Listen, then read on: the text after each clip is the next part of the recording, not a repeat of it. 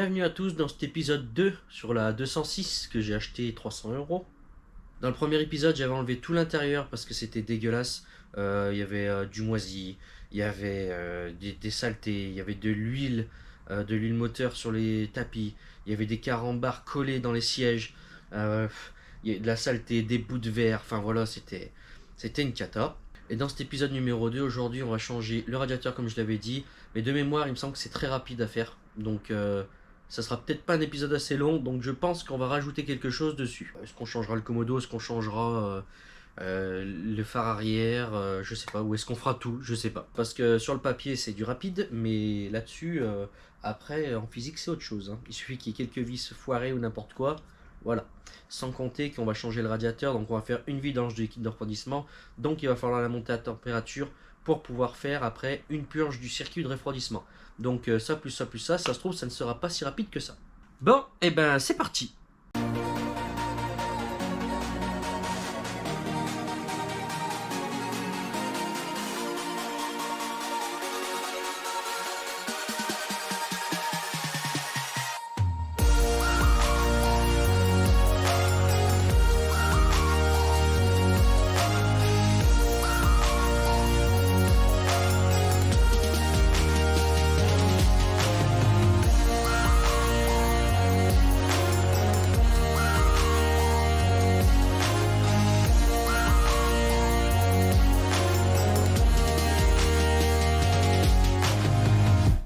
Nous voici devant un 1,4 litre essence. Oh là là.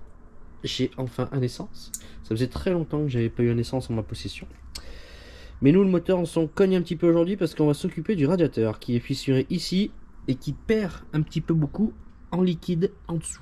Je ne sais pas où et j'en ai rien à foutre. Alors, on va commencer par vidanger. Donc, pour vidanger, on a juste enlevé la durite du bas et on verra s'il reste du liquide parce que je ne pense pas qu'il reste beaucoup de liquide là-dedans.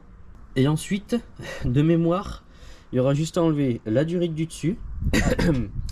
Ici, ce sorte de connecteur de refroidissement, quoi. C'est un retour normalement. Oui. Et attention, enlever cette vis là.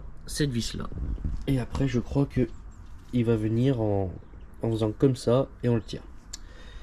De mémoire, c'est ça. Si c'est pas ça, ben, je chercherai après. Mais je crois que c'est ça. Et ensuite, il faudra trouver la purge pour le circuit de refroidissement. Quand on montera en température, je sais pas où il est pour l'instant. Bon, je le chercherai après. Commençons les activités.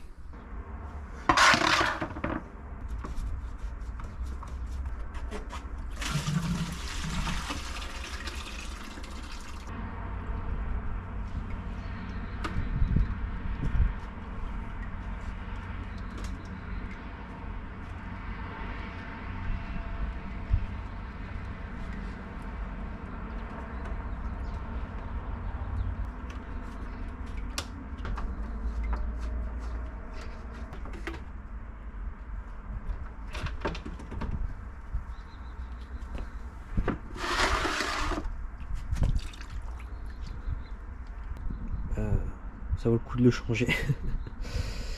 Ouais. Mais bon, il restait plus beaucoup d'eau dedans, hein. C'est même pas assez pour faire des pâtes, ça. Allez, on va regarder si on a le bon.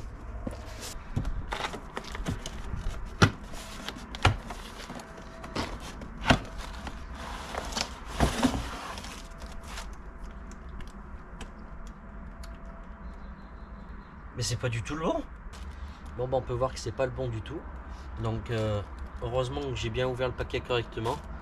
Ce qui me fait chier, c'est qu'il va falloir que je le ramène pour qu'il me donne la bonne pièce. Voilà. Donc pour vous ça changera rien à l'épisode, mais moi ça va retarder jusqu'à demain, je pense. À moins que j'aille aujourd'hui, mais je sais pas comment je vais y aller sans voiture aujourd'hui. Bon, et ben on le range, hein.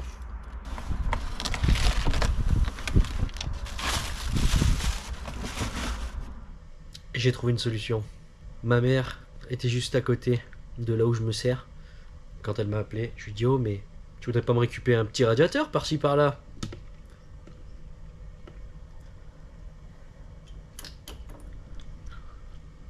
Merci maman. Oui, grâce à ma mère, j'ai réussi à avoir mon radiateur maintenant. Soit 2 heures après, à peine on a tout cassé. Donc ça va, j'aurais pas perdu trop de temps. Cette fois, c'est le bon. On va dégager l'ancien radiateur et on va mettre le nouveau.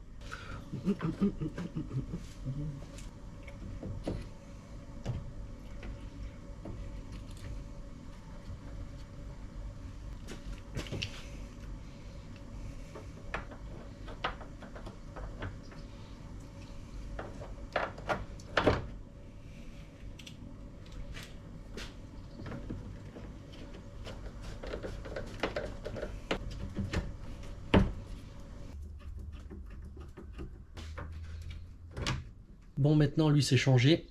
On va remplir le vase d'expansion et il va falloir trouver cette vis de purge.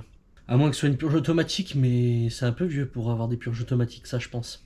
Mais bon, ça se trouve une purge automatique. Mais ça m'étonnerait quand même.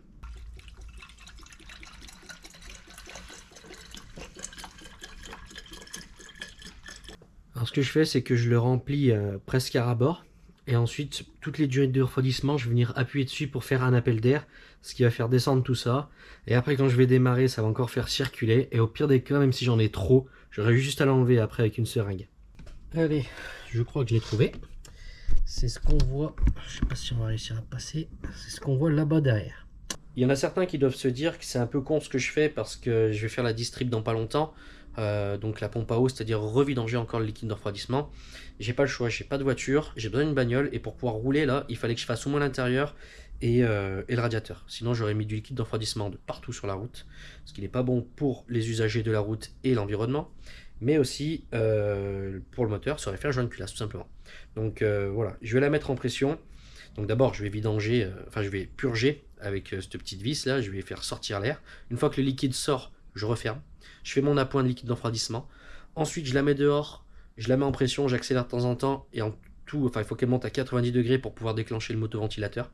Une fois que ça c'est fait, ça va ouvrir un circuit de refroidissement, ce qui fait que ça va encore m'aspirer dans le vase d'expansion du liquide de refroidissement. Et une fois que ça c'est fait, je la rééteins. J'attends que ça se refroidisse un peu avant de rouvrir le vase d'expansion. Attention, c'est hyper dangereux. Et bien sûr, je refais l'appoint.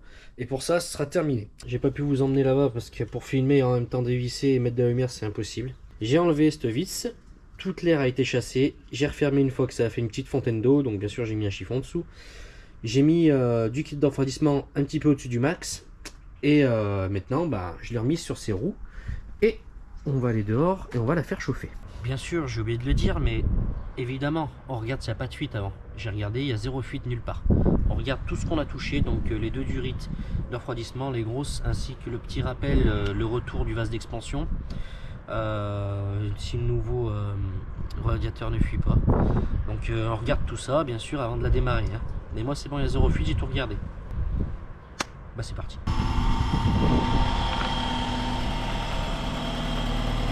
Je vais commencer à la laisser chauffer toute seule et ensuite je m'occuperai de lui mettre des coups d'accélérateur. Je vais ouvrir le capot bien évidemment pour surveiller s'il n'y a pas de fuite pendant que j'accélère ou quoi. Je viens de me rendre compte d'un truc, c'est que la voiture, puisque ça fait un moment qu'elle n'a pas été utilisée, il y a beaucoup d'humidité, il y a beaucoup de condensation dans le pot d'échappement. Et du coup quand on accélère ça fait comme si c'était des rupteurs, alors que c'en est pas. Mais je vais vous faire écouter, c'est marrant, pour un 1,4 litre c'est marrant.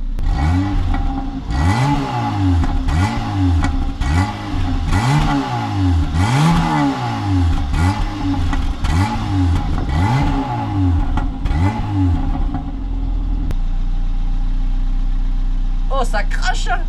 Là ça continue de cracher hein. Bon, nous voilà le soir. Pourquoi le soir? Parce que je suis allé chercher quelques pièces justement avec cette 206 pour voir si elle roulait déjà, et les pièces étaient juste à côté, une sorte de petite casse, enfin bref. Et je voulais voir du coup si elle montait pas trop en température et savoir s'il y avait d'autres problèmes sur la voiture. Notamment j'entends un petit bruit sous le moteur, enfin sous la voiture avant gauche. Peut-être s'il en bloque de barre stable ou un truc comme ça. Pour l'instant si je m'y occupe pas c'est pas un souci, moi je veux que la voiture elle roule. Et je voyais que la voiture elle roulait bien, mais qu'elle montait au-dessus de 90 degrés, ce qui n'est pas hyper normal. Elle montait pas à 92 hein, elle montait à 100, 110, pas normal, surtout pour le peu de kilomètres que j'ai fait. Donc je me suis dit c'est bizarre, et là où je suis allé chercher des petites ampoules spécifiques pour Peugeot, spécifiques, enfin bref on s'en fiche de ça. Et il y avait un mécano, et au passage je lui ai expliqué, je lui ai dit j'ai fait ça, ça, ça. Il me dit mais il n'y a pas qu'une purge à faire, il y en a deux sur ce moteur. Heureusement que j'ai demandé, sinon je serais cherché sur internet, mais bon je me suis dit je vais demander, c'est un mécano, c'est ton métier non? Du coup, comme je vous avais dit, il y a cette vis de purge à faire en première. Et ensuite, il y a celle-ci. Celle avec un joint cuivre. Euh, vous voyez, normalement, c'est une BTR.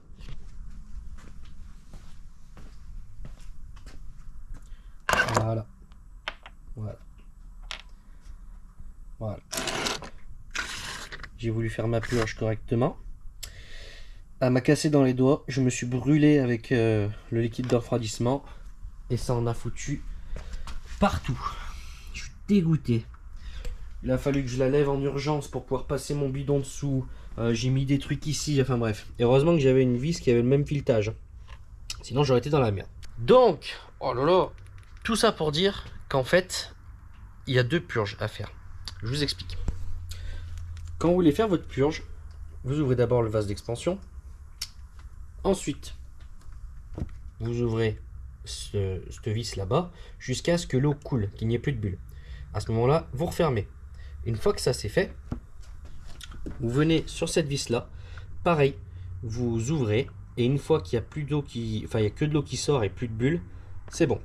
Et après, ça dépend pour les personnes. Moi, j'ai pas le cas.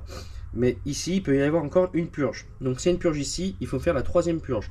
Donc, en fait, ça fait dans ce sens. 1, 2, 3, 4, si vous avez besoin. Donc, lui, c'est pas une purge, mais bon, on l'ouvre. Mais moi, le truc, c'est que ici, j'ai pas une purge. C'est relié directement ici. Donc, puisque j'ouvre mon bidon ici, ça fait la purge automatiquement.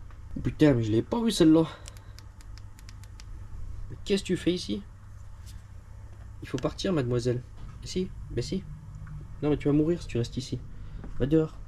Allez, où? Non, dehors, pas de mon garage. Oui, voilà, pars. Allez, pars. Alors, maintenant que j'en ai mis de partout, je suis dégoûté de faire tout que je nettoie.